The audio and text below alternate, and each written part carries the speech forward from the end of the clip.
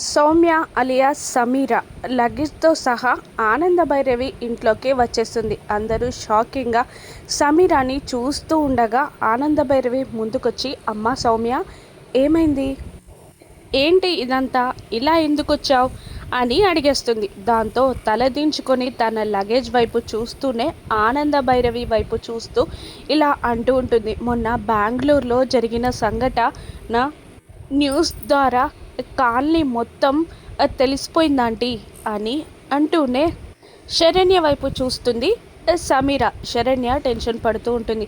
ఈ అమ్మాయి ఏంటి డైరెక్ట్గా ఇంటికే వచ్చేసింది అని శరణ్య కూడా టెన్షన్ పడుతూ ఉంటుంది. మళ్ళీ సమీర ఆనందతో ఇలా అంటుంటుంది, దాంతో మా ఇంటి ఓనర్ నేను ఇంట్లో ఉండడానికి వీల్లేదని కట్టుబట్టలతో నన్ను బయటికి నెట్టేశారు. అప్పుడు శరణ్య మేడమే, నువ్వు ఆడపిల్లవి, అసలు ఎక్కడుంటావు, ఈ సంఘటన అందరూ మర్చిపోయే వరకు మా ఇంట్లోనే ఉందు కానీ రమ్మని చెప్పారు మేడం అని శరణ్యనే రమ్మని చెప్పినట్టు చెప్పేస్తుంది సమీర. దాంతో షాక్ అయి అందరూ శరణ్య వైపు చూస్తారు. ఆనంద ఇలా అంటూ ఉంటుంది శరణ్యని, అమ్మ శరణ్య, ఒక ఆడపిల్ల గురించి ఆలోచించిన నీ మంచి మనసు నాకు అర్థమైంది.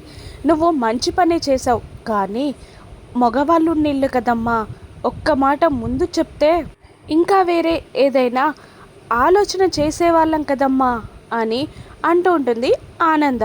అది అత్తయ్యగారు, అత్తయ్యగారు అది అని శరణ్య ఏదో చెప్పబోతూ ఉంటుంది.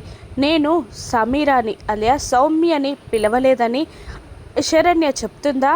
ఇంట్లో బాగా వేసిన సమీర శరణ్య దర్శన్ల కాపురాల్లో చిచ్చు పెడుతుందా?